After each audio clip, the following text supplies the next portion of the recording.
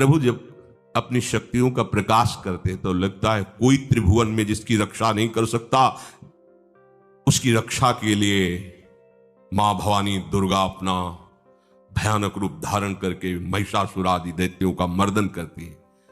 प्रभु है उस रूप में, दूसरा नहीं है। उनकी सामर्थ्य कितनी है? दुर्गा कोटि अमित अरिमर्दन। हरि की सामर्थ्य कैसी? अमित दुर्गाओं जैसी। 1 करोड़ अरब नहीं, अमित दुर्गाओं जैसी दुष्टों का मर्दन करने की सामर्थ्य। अमित था नहीं कि कितनी सामर्थ्य है। एक दुर्गा रूप में जब हरि प्रकाशित होते हैं तो त्रिभुवन में कोई सामने खड़ा होने वाला नहीं होता। मां भवानी जिस समय अपने स्वरूप में आती, किसी की ताकत नहीं है। ये शुंभ निशुंभ इतने बलवान दैत्य थे, त्रिभुवन में कोई इनका बाल बांका भी नहीं कर सकता था। स्मरण किया समस्त देवताओं ने तो भगवान से ही शक्ति का प्रादुर्भाव हुआ। इतना सुंदर रूप मां भगवती का। शुंभ निशुंभ के पार्षद घूमते रहते थे, उन्होंने देखा, जाके बताया कि आपके महल में जितनी सुंदरियां उसकी दासी बनने योग्य भी नहीं, ऐसी सुंदरी का हमने दर्शन किया। बोले मेरा जाके परिचय बताओ। बोले ऐसा नहीं लगता कि आपके परिचय बताने से केवल आ जाएंगी।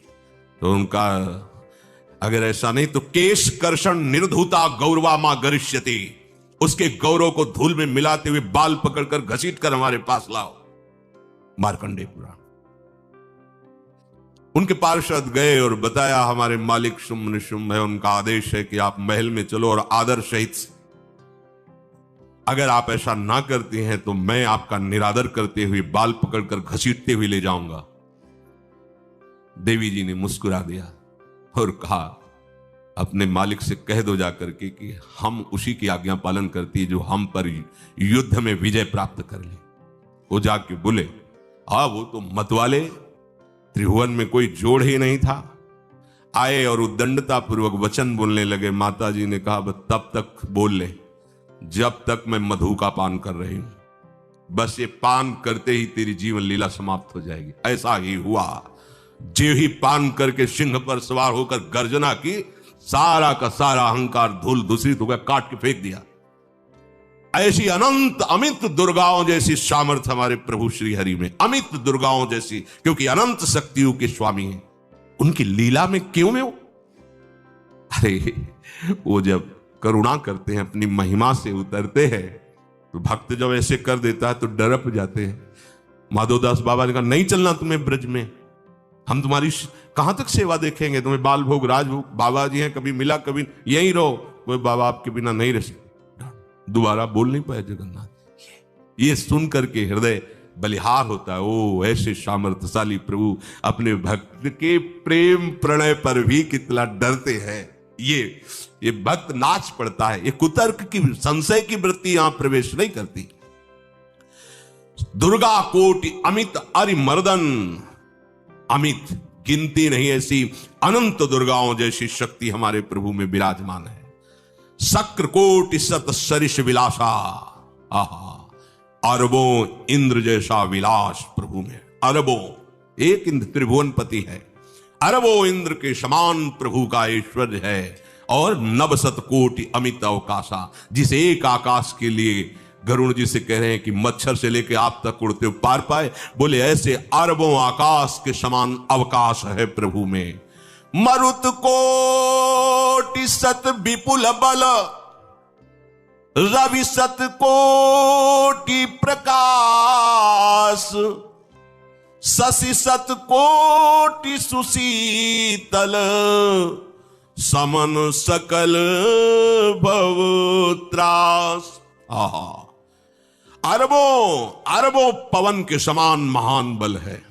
अगर त्रिभुवन में कोई बल है तो पवन में बल है, वायु बल। बड़े बलवान देवता, बल में इनके समान कोई नहीं। इन्हीं के अंश से प्रकट होते पवन पुत्र हनुमान, और इन्हीं के अंश से प्रकट होते पवन पुत्र भीम। बेजोड़ बलशाली महात्मा दोनों। महात्मा बेजोड़ बलशाली। जेगिर चरण दे हनुमंता, चले उसोगा पाताल तुरंता। जिमि अमोघ रघुपति कर बाना, ये ही भांति चले हनु। किलकार दे तो राक्षसियों के गर्भ गिर जाते थे। ऐसे महान बली हनुमान जी। और भीम का क्या कहना है? जब ये देव पुष्प उड़ करके आया और द्रौपदी जी को दिया गया, तो द्रौपदी जी ने कहा इसका जोड़ होना चाहिए इस पुष्प का। सबसे कहा पर किसी ने नहीं सुना। भीम ने कहा कहीं भी मिलेगा मैं इससे लाएंगे। ऋषियों ने समझाया कि आगे मत बढ़ो, ये यक्षों की भूमि है, युद्ध हो जाएगा और तुम्हें तैयारी करनी है हस्तिनापुर के लिए, और तुम इधर, वो सब दिव्य हैं, पवन पुत्र हैं, किसकी मां ने अपने वेग को बढ़ाया। तो महाभारत में पढ़ के देख लो, इनके चलने के वेग से वृक्ष उखड़ उखड़ कर गिर रहे थे। ऐसे जब चल रहे थे तो चलने के वेग से वृक्ष उखड़ जाते थे भीम के। तो हनुमान जी ने सोचा किसी के समझाए तो समझेंगे नहीं, तो आगे पवन पुत्र ही बैठ गए, बूढ़े बानर का भेष लेकर, लंबी पूंछे से। मार्ग में मर्यादा है, किसी पशु को भी नहीं लांघना चाहिए। विवेकवान उपासक ऐसा नहीं कि कोई सो रहा है पशु भी आप उसे लांघ जाए, ऐसा नहीं। जो विवेक है, जो मर्यादा है, वैसे किसी सोते हुए को लांघना नहीं चाहिए। उन्होंने कहा है वृद्ध बानर ये अपनी पूंछ हटा ले और मार्ग दे दे, इस समय मैं विशेष कार्य के लिए जा रहा हूं। तो उनका जब कह ही दिया है वृद्ध, तो आप समझ ही रहे होगे कि वृद्ध में क्या ताकत होती है। अब मेरी ताकत पूंछ हटाने की नहीं रह गई है, आपने तो वृद्ध ही कह दिया है, तो आप समझ रहे हो ना, आप पूंछ हटा लीजिए। कहा हमारी आज्ञा की अवहेलना करे, ऐसे उठी नहीं, दोनों हाथ लगाया, नहीं उठी, पूरी ताकत लगा दी। पवन पुत्र भीम की पूरी ताकत लग गई, पूछ जरा से भी नहीं ली।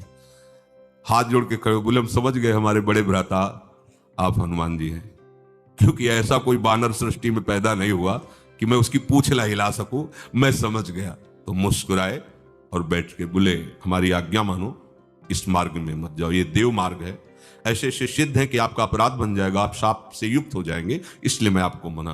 बोले प्रभु जब आप कृपा करके आए हो तो हमें वो रूप दिखा दो जो लंका में आपने रूप दिखाया। बोले मत उस बात की चर्चा करो, रहने दो। बोले प्रभु एक बार देखना चाहता हूं कि मेरा बड़ा भाई कितना बलवान है। हनुमान जी ने कहा फिर देख लो। कनक भूधराकार शरीरा, समर भयंकर अति बल, कांप गए। भीम जी हाथ जोड़ बोले भैया नीचे, स्वर्णिम कांति, वो भयानक उनका रुद्र रूप, कांप गए, भीम कांप गए। वायु में अगर बल में देखा जाए तो सबसे ज्यादा वायु बलवान है।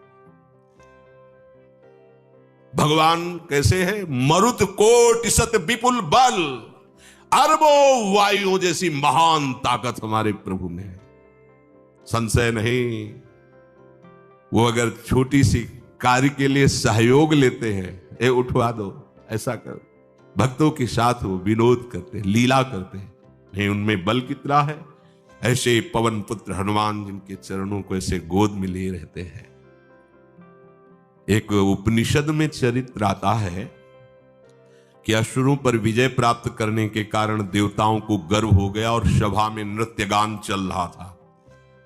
भगवान जब किसी पे गर्व करते हुए देखते हैं तो उनको अच्छा नहीं लगता। फिर सृष्टि के विधान के प्रधान अधिकारी जब देवतागण और देवराज इंद्र और उन्मत्तता, विजयश्री में उन्मत्तता आ जाती है, तो भगवान ने एक यक्ष का रूप धारण किया और सभा के प्रधान द्वार पर दिखाई दिए।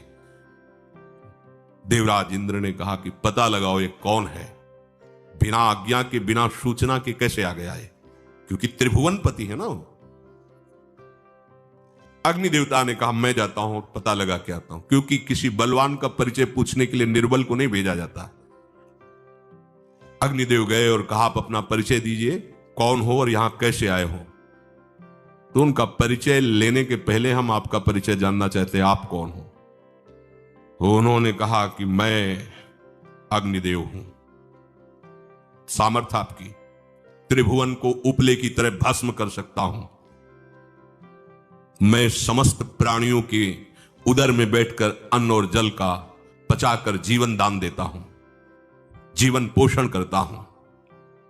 अच्छा, एक दिन का फेंका, हम तुम्हारी बात तभी प्रमाणित, ये उपनिषद की बात, हम तुम्हारी बात तभी प्रमाणित मानेंगे जब तुम इस तिनके को जला दोगे। अब कोई अग्नि देवता से तिनका जलाने की बात कहे, सहज में दृष्टि डाली, कुछ नहीं हुआ, पूरा पावर लगा दिया। यक्ष जी ने मुस्कुरा कर कहा, तुम तो कहते थे पूरे त्रिभुवन को उपले की तरह जला दूंगा, अब गिरिवा झुकाई पहुंचे। देवराज इंद्र ने कहा कौन है? बोले असमर्थ रहा उनका परिचय जानने में, वायु देवता।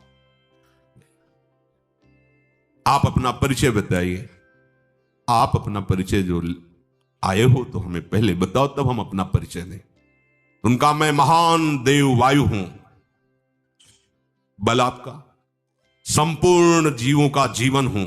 अगर मैं रुक जाऊं तो एक भी क्षण सृष्टि टिक नहीं सकती, क्योंकि सब वायु से जीवित है, और मैं पूरे ब्रह्मांडों को तिनके से उड़ा सकता हूं। ये तिनका है, उड़ाओ। पूरी ताकत लगा दी वायु देवता ने, तिनका नहीं उड़ा। ग्रीवा झुकाई, वापस चले गए। अब देवराज इंद्र उठे, जे ही नजदीक पहुंचे यक्ष अंतर्धान हो गए और देखा साक्षात ब्रह्म विद्या दूर से मूर्तिमान ब्रह्म, और डांट लगाई कि तुम उनसे संभाषण करने योग्य भी नहीं हो, क्योंकि तुम सबसे बड़े सिंहासन पर बैठे हो और अहंकार करते हो। तुम्हारे देवता सब सामर्थ्यहीन है, एक तिनका भी अग्नि नहीं जला सका, एक तिनका भी वायु नहीं उड़ा सका। अरे जिनकी शक्ति से शक्तिमान वो भगवान स्वयं आए हुए थे, कांप गए देव। अहंकार मत करो, जाओ।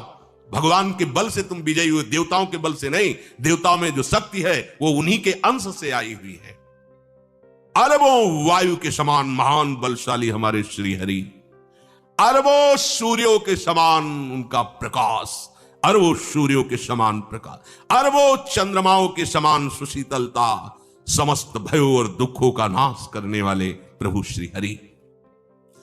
काल कोटि सत सरिस अति, दुस्तर दुर्ग दुरंत, धूम केतु सत कोटि सम, दुराधरस भगवंत। अरबों कालों की सामर्थ्य, अरब नहीं अरबों कालों की सामर्थ्य भगवान एक काल अनंत ब्रह्मांडों में तांडव मचाए रखा है। अरबों काल अमित बलशाली, अत्यंत दुस्तर दुर्गम दुरांत, कौन? प्रभु श्री हरि।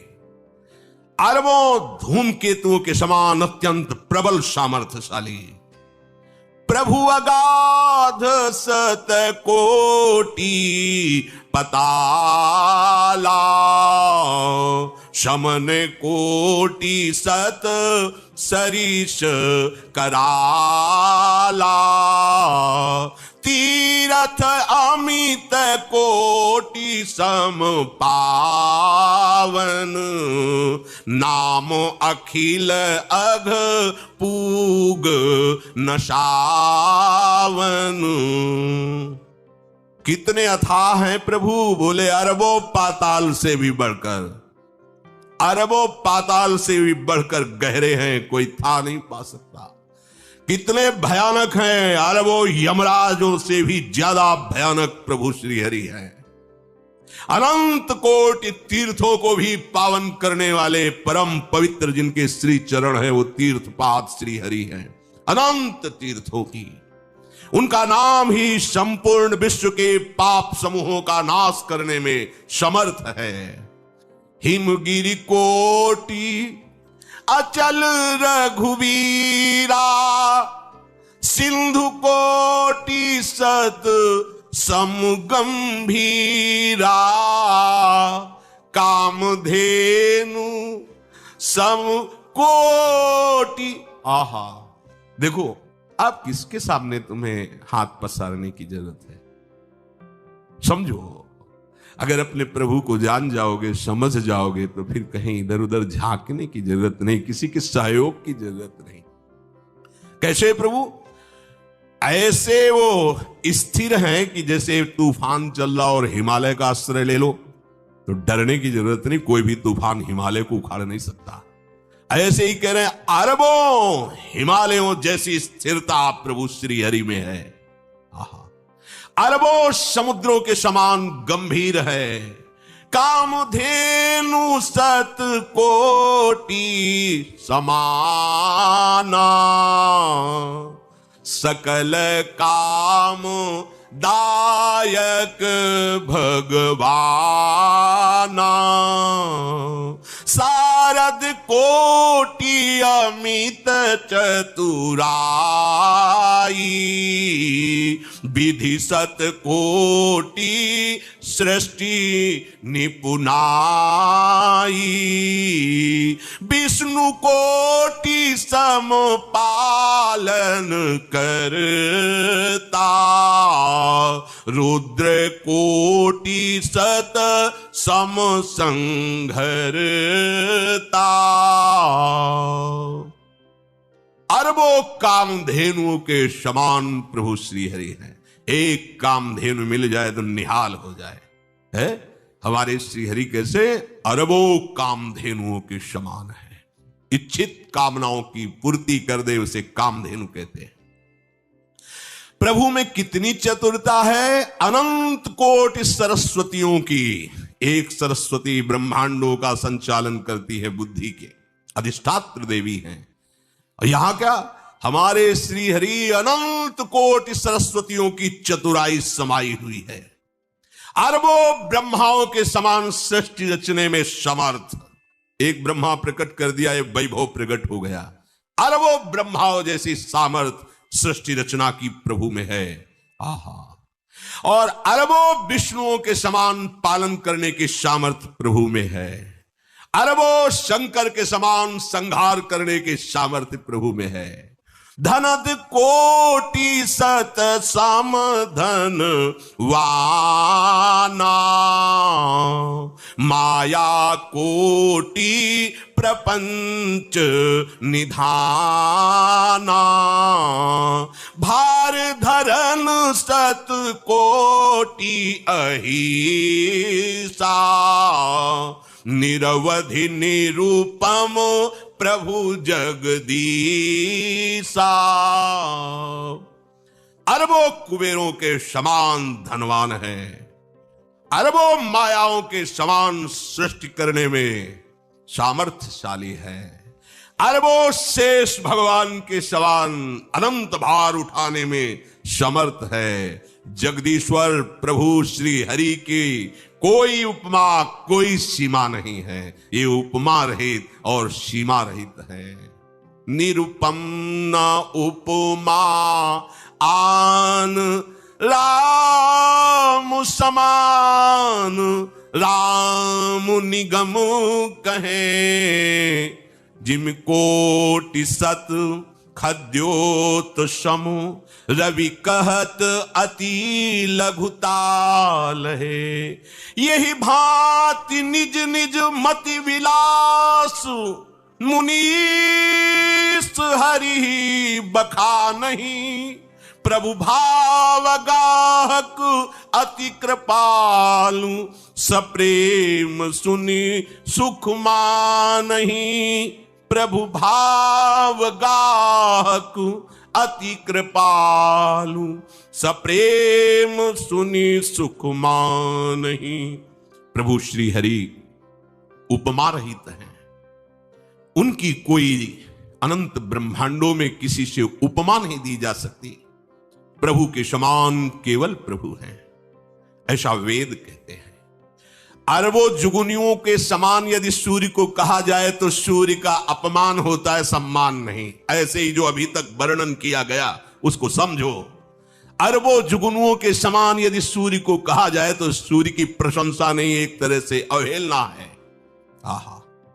इसी प्रकार अपनी बुद्धि के विकास के अनुसार मुनीश्वर, अपनी बुद्धि के विकास और प्रकाश के अनुसार मुनीश्वर प्रभु का वर्णन करते हैं। गुण महिमा नाम बल पर था कोई नहीं पाओ, आज तक कोई था नहीं। ऐसे प्रभु की लीला में कोई कुतर्क कोई संशय, अब वो क्या बुद्धि है उसका खुद विचार करे। प्रभु जब अपनी शक्तियों का प्रकाश करते तो लगता है कोई त्रिभुवन में जिसकी रक्षा नहीं कर सकता। उसकी रक्षा के लिए मां भवानी दुर्गा अपना भयानक रूप धारण करके महिषासुर आदि दैत्यों का मर्दन करती है। प्रभु है उस रूप में, दूसरा नहीं है। उनकी सामर्थ्य कितनी है? दुर्गा कोटि अमित अरिमर्दन। हरि की सामर्थ्य कैसी?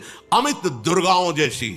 1 करोड़ अरब नहीं, अमित दुर्गाओं जैसी दुष्टों का मर्दन करने की सामर्थ्य, अमित था नहीं कि कितनी सामर्थ्य है।